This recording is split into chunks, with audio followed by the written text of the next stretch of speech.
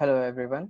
आज का एडिटोरियल जो कि द हिंदू में आता है, आज के डेट 22/7/2020 का एडिटोरियल है। It's about the West Bengal. जो भी हमने हाल ही में जैसे भी जो भी न्यूज़पेपर रेगुलर पढ़ता है उनको कुछ अंदाजा होगा कि वेस्ट बंगाल गवर्नर और चीफ मिनिस्टर के रिलेशन अच्छे नहीं रहे हैं और उनके बीच में हमेशा कुछ ना कुछ इश्यूज रहे हैं। So let's start. On the loose. So on the loose एक फ्रेज है। ऑन द लूज एक फ्रेज है, उसका मीनिंग है हैविंग एस्केप फ्रॉम कन्फाइनमेंट। मतलब अपनी पकड़ से, जैसे हम लोग थोड़ी सी पकड़ छोड़ दिए तो वो छूट जाता है, कोई भी जिसको हम कंट्रोल में रखना चाहते हैं। तो गवर्नर ज्यादा ही, इससे समझ में आ रहा है कि वो गवर्नर की बात कर रहे हैं, वो ज्यादा लूज पे है।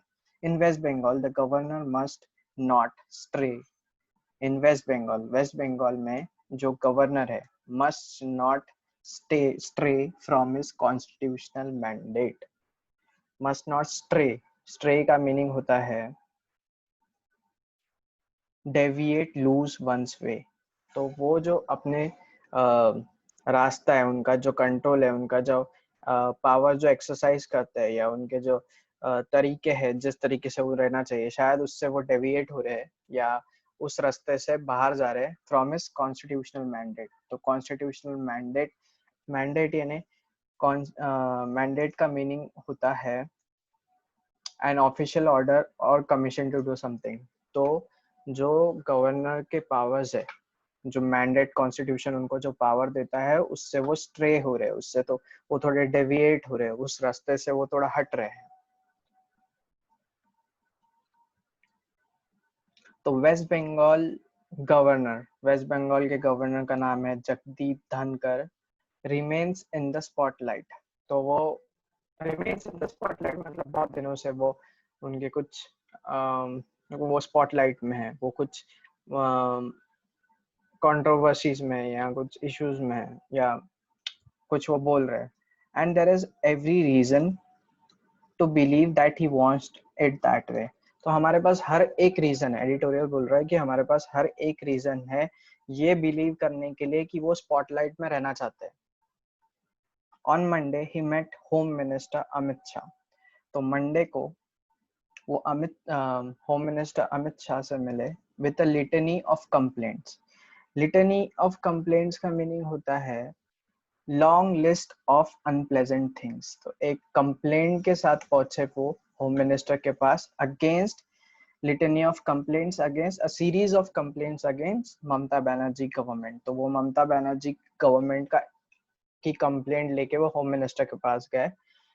अपराइजिंग हिम ऑफ, अपराइजिंग का मीनिंग होता है इन्फॉर्मिंग।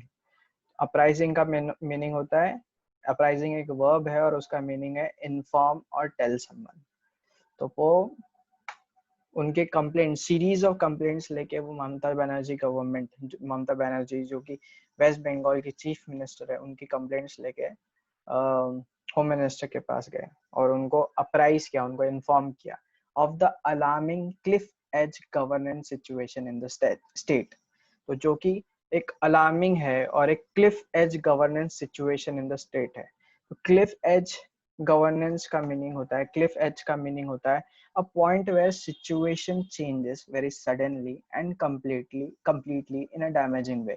क्लिफ particularly एक एज होता है, एक पहाड़ का एज, जहाँ से हम लोग उस तरफ जाए तो गिर जाएंगे और इस तरफ जाए तो बच जाएंगे। तो ये एक क्लिफ है, वहां पे ऐसे सिचुएशन में ला ले गवर्नेंस इश्यूज, गवर्नेंस वो अपने पावर का इस तरीके से एक्सरसाइज कर रहे हैं जिससे वो एक एज पे लाते हैं और उस एज पे आने से एक डैमेज होता है। तो बोल रहे हैं कि ममता बनर्जी एक बहुत तरीके से जो अपने पावर्स एक्सरसाइज कर रही है, वो एक डैमेजिंग तरीका है। बिफोर द मीटिंग के पहले he has said it was part of his duty to preserve, protect and defend the constitution. तो मीटिंग होने से पहले, होम मिनिस्टर अमित शाह से मिलने से पहले उन्होंने कहा था कि ये उनका पार्ट है, उनकी ड्यूटी है कि वो प्रिजर्व करे, प्रोटेक्ट करे एंड डिफेंड करे कॉन्स्टिट्यूशन को। Under the article 159। तो आर्टिकल 159 के तहत उनकी कुछ ड्यूटीज है और वो ड्यूटीज वो निभा रहे हैं। तो उनकी duties article first of all देखते हैं हम लोग आर्टिकल 159 क्या है। आर्टिकल 159 ओथ है या ओथ और अफर्मेशन बाय गवर्नर। तो गवर्नर एक ओथ लेता है। Every governor and every person discharging the functions of governor shall before entering upon his office. तो गवर्नर बनने से पहले make and subscribe in the presence of Chief Justice of High Court exercising jurisdiction in relationship to state in his absence the senior most। तो जब वो chief justice के जो chief justice होते हैं हाई कोर्ट के उनके प्रेजेंस में या कोई और सीनियर जज जो होता है, अगर चीफ जस्टिस प्रेजेंट ना हो तो कोई भी सीनियर मोस्ट जज जो होता है हाई कोर्ट का अवेलेबल जो होता है and oath affirmation in the following form. तो ये इस तरीके से एक ओथ लेते हैं। आई ए बी यानी कोई भी नाम, do that I will faithfully execute the office of governor और discharge the functions of governor of name of the state, जो स्टेट से वो बिलोंग करते हैं, जो स्टेट के वो गवर्नर बनने वाले हैं। I will do and will to the best of my ability preserve, protect and defend the constitution and law, and that I will devote myself to the service and well-being of the people of the जो भी particular state के। तो it provides that, ये provide करता है कि जो भी पर्सन है अपॉइंटेड अ गवर्नर और रिक्वायर्ड टू डिस्चार्ज, तो वो जो भी अपॉइंट हो रहे हैं डिस्चार्ज हो रहे हैं discharge the functions of governor, वो before taking the charge of the office, charge लेने से पहले वो एक ओथ लेते हैं। The article also contains the form of oath according to which the governor undertakes to preserve, protect and defend the constitution and law। तो उनका एक ओथ में वो लोग, उनका एक ड्यूटीज होती है, उनको प्रिजर्व, प्रोटेक्ट और कॉन्स्टिट्यूशन को बचाना रहता है, डिफेंड करना रहता है। प्रोविजन ऑफ कॉन्स्टिट्यूशन इंटर और जो भी प्रोविजंस होते हैं, जो प्रोविजंस है कॉन्स्टिट्यूशन में, वो चाहते हैं कि governor to discharge his function with aid and advice of council of minister except in matters specifically mentioned for being handled in his discretion. Governor is bound not only by provision of constitution but also by laws. तो इससे हमें पता चलता है कि कुछ article 159 governor के oath से रिलेटेड है एंड हमें पता चलता है कि कुछ उनके duties are to protect, preserve and defend the constitution. Indeed, the governor has a constitutional role। ये सही बात है, गवर्नर की एक कॉन्स्टिट्यूशनल रोल होता है to perform, but Mr Dhankhar appears enthusiastic to stretch his mandate all the time। तो ये एडिटोरियल बोल रहा है कि हाँ ये सही बात है कि गवर्नर की कोई कॉन्स्टिट्यूशनल रोल होता है, बट मिस्टर धानकर हमेशा अपने रोल को ज्यादा ही निभाते हुए दिखते हैं, मतलब जरूरत से ज्यादा ही उसको पूरा करने में लगे पड़े रहते हैं। Stretch make something wider, stretch किसी चीज को और बढ़ाना, तो अपने पावर्स को ज्यादा ही और दूसरी तरफ लेने जाने की और बढ़ाने की कोशिश करता है। तो during the meeting he brief the home minister, जब मीटिंग हुई थी उनकी, उन्होंने home minister on the states rampant corruption and nepotism. तो उन्होंने ड्यूरिंग मीटिंग के दौरान उन्होंने होम मिनिस्टर को स्टेट के रैम्पेंट करप्शन, रैम्पेंट यानी अनकंट्रोल्ड, एक सेकेंड, रैम्पेंट का मीनिंग होता है अनकंट्रोल तरीके से, रैम्पेंट एक एडजेक्टिव है। तो एक रैम्पेंट करप्शन, एक uncontrolled corruption and nepotism. Nepotism का मीनिंग है the practice among those with power or influence of favoring relatives or friends। तो एक kind of nepotism एक type of favoritism है जो कि jobs या powers या उनको कुछ अपने ही relatives को favor करते हैं job के लिए या कुछ powers के लिए।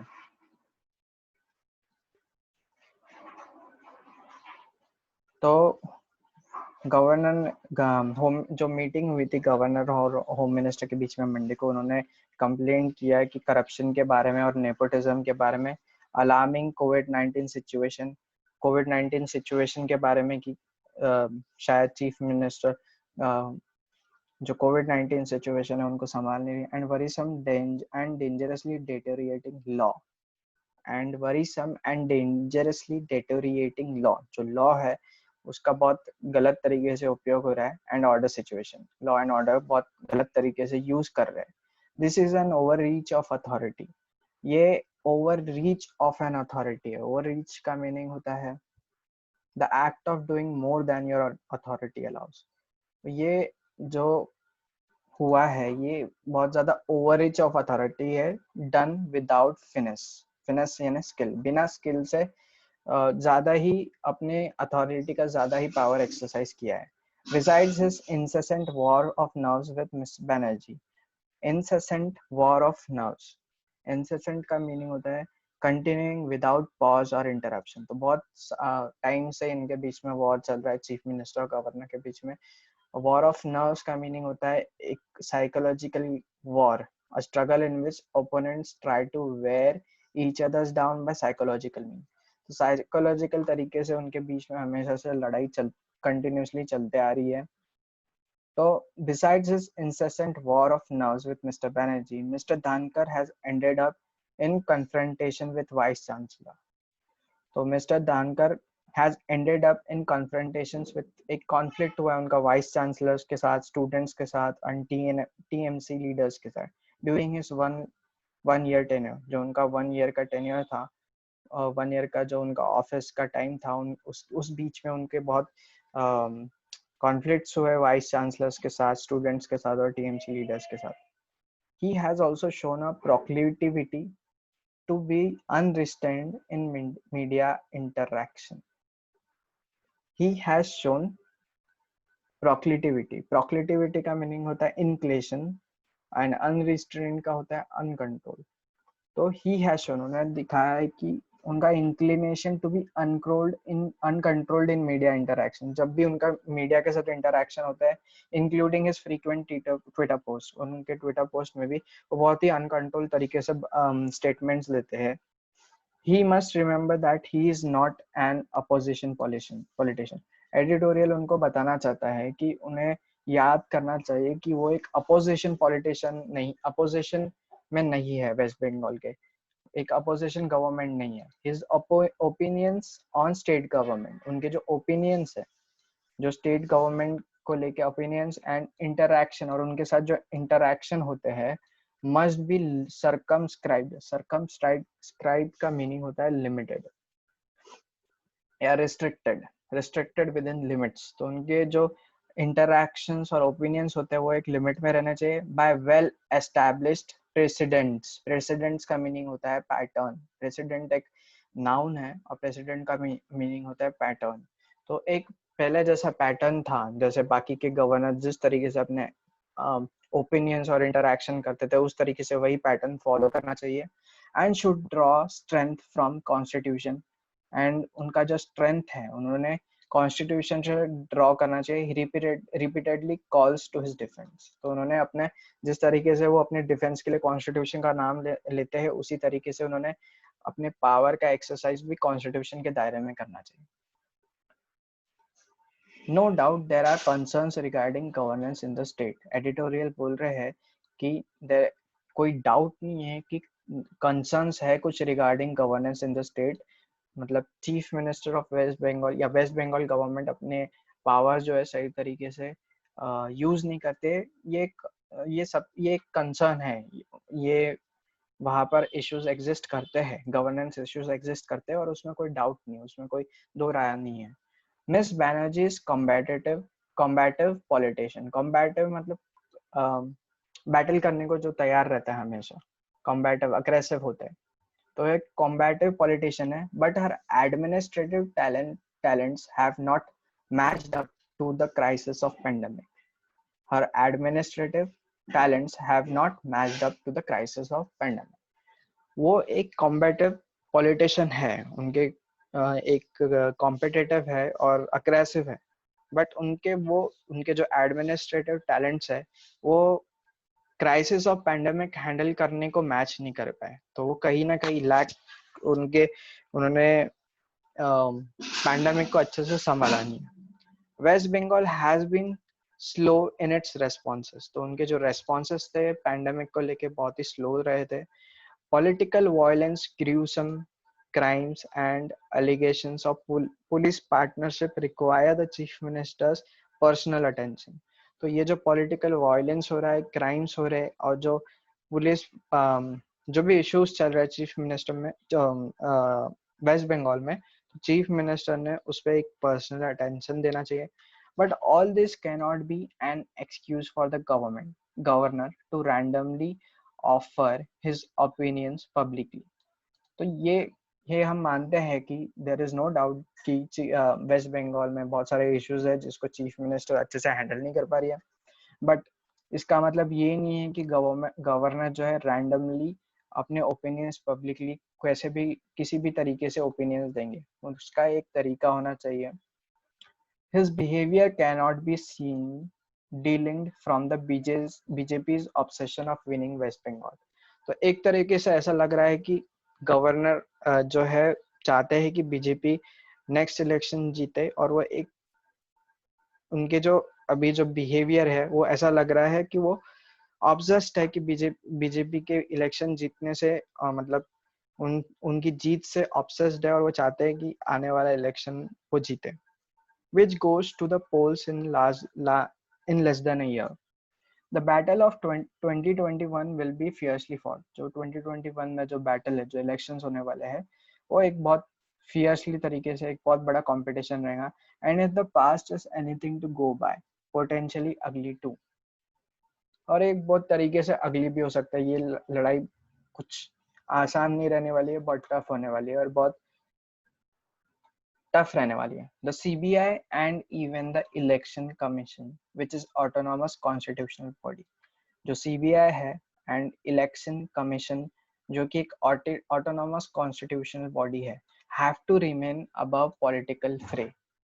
फ्रे का मीनिंग होता है अ बैटल और अ फाइट. तो ये जो पॉलिटिकल बैटल और फाइट जो चल रही है, इसके ऊपर रह के उनको अपने जो पावर है उसको एक्सरसाइज करना चाहिए. उनको भूलना नहीं चाहिए कि वो एक ऑटोनॉमस कॉन्स्टिट्यूशनल बॉडी है, और उनको ये फाइट के ऊपर रहना है, उस फाइट में पार्ट नहीं लेना है.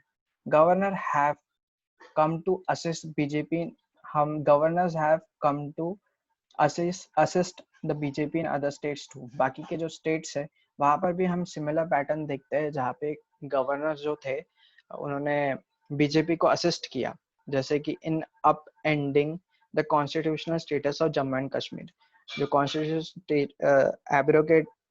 एब्रोगेशन ऑफ आर्टिकल 370 हुआ था इन जम्मू एंड कश्मीर, उसमें भी हमने देखा था कि गवर्नर बीजेपी का साथ देते हुए. And in swearing in a government of party in Maharashtra and in swearing in a government of the party in Maharashtra. Maharashtra political crisis जो 2019 में हुआ था, उसमें भी सिमिलर देखा था कि गवर्नर जो थे वो बीजेपी को फेवर करते हुए. Completely disregarding norm last year for instance. It is possible that Mr. Dhankar is trying to be more loyal than the king. Mister Dhankhar बहुत ज्यादा लॉयल होने की कोशिश कर रहे हैं, but the pattern of interference by center in the affairs of state raises other legitimate concern, other legal concern. तो centre जो है लगातार स्टेट के अफेयर्स में इंटरफेयर कर रही है, इससे हमें कुछ और लीगल कंसर्न हमें रेज कर रहे हैं, हमारे कंसर्न रेज कर रहे हैं. हमें एक अलग टाइप एक इशू रेज कर रहे हैं कि सेंटर बहुत ही ज्यादा स्टेट मैटर्स में इंटरफेयर कर रही है, क्योंकि स्टेट के अपने तरीके हैं, अपने अपने लॉज है, अपने उनके अपने रूल्स एंड रेगुलेशन है, स्टेट के अपने दायरे हैं, अपने अपने पावर एक्सरसाइज करने के एरियाज हैं. बट सेंटर बहुत ही ज्यादा स्टेट इश्यूज में बहुत ज्यादा इंटरफेयर कर रही है. He must therefore roll back his rhetoric. जो गवर्नर है ऑफ वेस्ट बंगाल, उन्होंने अपने जो भी टैक्टिक रेटोरिक है, रेटोरिक एक टाइप से रेटोरिक का मीनिंग होता है एक टेक्निक होती है, आर्ट ऑफ इफेक्टिव एक आर्ट है ऑफ इफेक्टिव और पर्सुएसिव स्पीकिंग और राइटिंग।